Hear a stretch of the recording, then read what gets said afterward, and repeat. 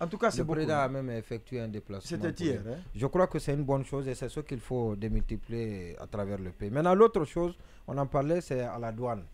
Et on a été, oui, notre attention a été attirée par les commerçants et même par les commerçants, les transitaires, pour nous parler de la situation difficile qu'ils vivent au port de Conakry à cause de la tarification qui est régulièrement revue à la hausse au niveau de la douane. Et ça, c'est vraiment un problème. Ah bon? Et parce, oui, on dit que de semaine en semaine, vous allez, et sans que vous ne soyez informé, il n'y a aucune pédagogie, malheureusement. Donc, vous trouvez, vous découvrez une nouvelle tarification. Et ça, c'est pour les mêmes types et quantités de marchandises. Pour les mêmes types et quantités, pour les mêmes opérations.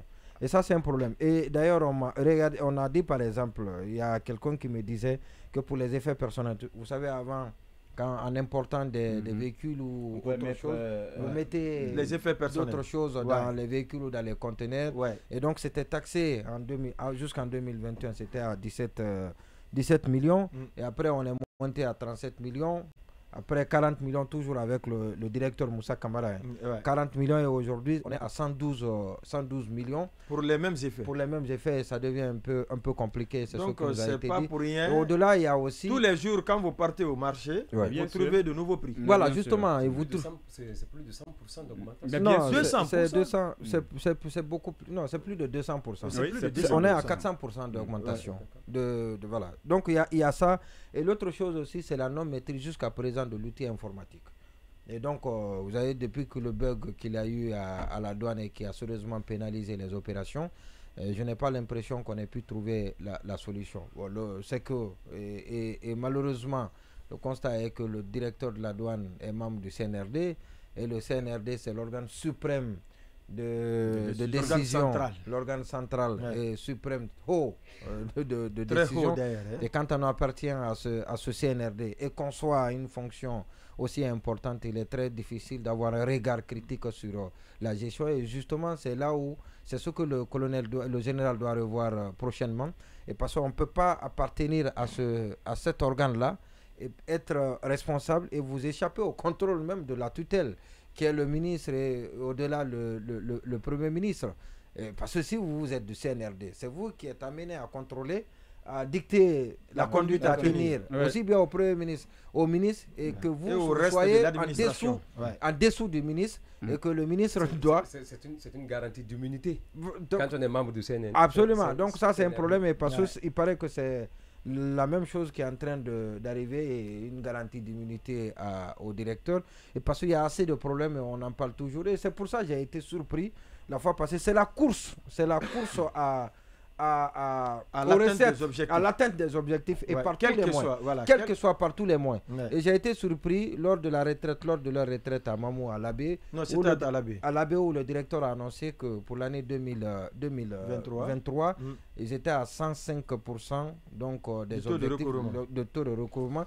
Avec la situation que nous connaissons, la conjoncture internationale ajoutée à la crise au plan local, et que la douane soit capable aussi d'atteindre cet objectif, je pense que c'est lié en quelque sorte à la tarification qui est régulièrement revue à la hausse, sans tenir compte bien évidemment de la situation actuelle du pays. Et ça doit être revu parce que ça ne favorise pas l'émergence d'une classe moyenne, et au contraire ça renforce la paupérisation, donc ça renforce la pauvreté, et ça, ce n'est pas une bonne stratégie. Et c'est la même chose qui se passe aussi aux impôts. Tout est désormais taxé, tout est imposable désormais. Et même les médias qui avaient l'habitude de payer moins, et qui avaient l'informel, c'est vrai qu'il faut élargir l'assiette, mais il faut une imposition progressive. Et ça, il y a le professeur Koevi lors du dernier forum de Emergence Magazine qui l'a dit, comment est-ce qu'il faut aider l'informel, les entreprises, les débutants à grandir. Mais quand vous voulez tout en même temps, trop d'impôts, vous contribuez à tuer les entreprises. C'est ce qui se passe aujourd'hui, aussi bien avec la douane que les impôts. Et ça, c'est très grave. Oui, Baïla. Oui, sur la cité ministérielle, c'est bien que nos ministres qui, de toute façon, d'un point de vue aussi, logement ne sont pas à plaindre, logement décent et train de vie en général, c'est bien qu'ils aient ce cadre-là, mais j'exhorte quand même les autorités à renforcer aussi, à nous sortir de terre des logements sociaux pour les fonctionnaires de qualité, parce qu'eux aussi le méritent et eux surtout vivent dans des situations vraiment déplorables et précaires, voire indignes. Donc ça devrait être ça aussi la priorité. On va avancer. Oui, moi c'est par rapport un peu, c'est vrai on en parle peu dans les médias, le biscuit sur cette histoire des douanes et tout. Personnellement, j'ai rencontré des gens par exemple à Paris qui m'avaient fait des dons, qui m'avaient donné des meubles, mais eux-mêmes, on me dit clairement, on vous donne parce que nous, on ne peut plus supporter. On veut amener au pays, on a des nouveaux, on n'a même plus de place pour garer tout ça ici. Mais on ne peut pas l'envoyer parce que depuis que le nouveau directeur là est là, quand on vous parle de comment les prix ont varié, les taxes, tu ne peux pas te permettre. Un autre, j'ai vu, il m'a montré, il dit voici la voiture qui est là, je veux l'envoyer en Guinée, mais voici ce qu'on me demande, pourquoi je ne le fais pas? Et j'ai été sidéré quand quelqu'un d'autre m'a dit, un commerçant, il a fait venir ses conteneurs, les mêmes conteneurs qu'il avait l'habitude d'envoyer.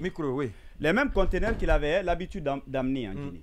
Quand il a été tellement taxé, il me dit qu'il a été obligé de leur dire ok c'est bon, il retourne les conteneurs, il passe, je ne sais pas si c'est le Libéria ou la Sierra Leone, et à partir de là-bas, il essaie maintenant de débarquer et rallier Conakry. Ça sous-entend qu'il y a quand même un sérieux problème qu'il faut regarder. Partez voir au niveau on va joindre le directeur général des douanes pour qu'il nous explique qu'est-ce qui est les membres du CNRD, est-ce qu'il va parler? Ce n'est pas la population de payer. Les membres du CNRD, il faut qu'il ait l'autorisation. Non, sinon, pas autorisation. C'est que est-ce qu'il va parler? Est-ce qu'il a besoin de s'expliquer? Il n'en a pas besoin. Non, mais il a besoin de nous éclairer de toutes les façons. Quelles sont les raisons qui peuvent justifier une telle hausse du prix des frais de Je ne crois pas que c'est une préoccupation. Parce que c'est ce qu'on lui demande au port, la pédagogie. Expliquer aux gens. C'est vrai qu'il faut augmenter, mais il faut dire aux gens pourquoi on augmente. Et chaque fois que vous devez augmenter, il faut approcher les partenaires. Les partenaires, c'est important de leur parler. Mais c'est vrai que les membres du CNRD ne s'expriment pas souvent dans les médias. Non, mais ils ne s'expriment plus. C'est pour ça qu'il ne va pas occuper au début de la transition. Ils doivent rester là-bas, réfléchir, être des boîtes à aider un peu... quelquefois défaillantes là, mais boîte à aider. Pour ceux qui, maintenant, voilà, pour ceux qui vont vous dire que c'est eux qui ont fait le coup d'État, n'oubliez pas ça. Quand ils pensent à ça, ils ne vont pas laisser cette poste de responsabilité à d'autres personnalités du pays. Étant des idéologues, ça un peu aussi trop défaillant, mais ça va. Avec ça, ça peut aller, les qualités là. Ça peut bien aller avec mais pas... Bientôt 20 minutes, on n'a pas encore commencé le premier sujet. Oui, on parle de la beauté de cette cité ministérielle, mais on met l'accent très peu sur le maître d'ouvrage. Je pense que c'est l'entreprise exécutante des travaux. C'est Guico-Press. C'est Guico-Press. Donc je pense que c'est le moment aussi, puisqu'il y a cette preuve de professionnalisme qui est affichée de côté, qui est saluée. Je pense qu'il faut mettre l'accent et désormais déverser toute la confiance ou mettre toute la confiance sur les entreprises locales. Ce travail qui a été abattu du côté de Donka et aujourd'hui qui émeuvent plus d'un, qui suscite beaucoup de commentaires, beaucoup de joie du côté auprès de la population. Je pense que le colonel devrait s'inspirer de ce modèle de réussite de la part de Guico-Press et confier d'autres projets, parce que ça, au-delà même de cette efficacité, de ce professionnel. Oui, mais confier tous les projets ou d'autres projets? Non, d'autres. Je pense que c'est le moment aussi de faire confiance. Il faut interroger aussi la passation. Aux entreprises local de nous sortir, parce que vous avez vu, moi j'étais surpris quand j'ai appris que c'était Guico-Press qui a effectué ces travaux. J'étais vraiment séduit par la qualité des travaux. Moi j'ai fait plus de 6 mois, je ne suis pas allé en ville, mais quand j'ai découvert, j'ai dit waouh, je ne pouvais pas imaginer que comment vous pouvez rester ici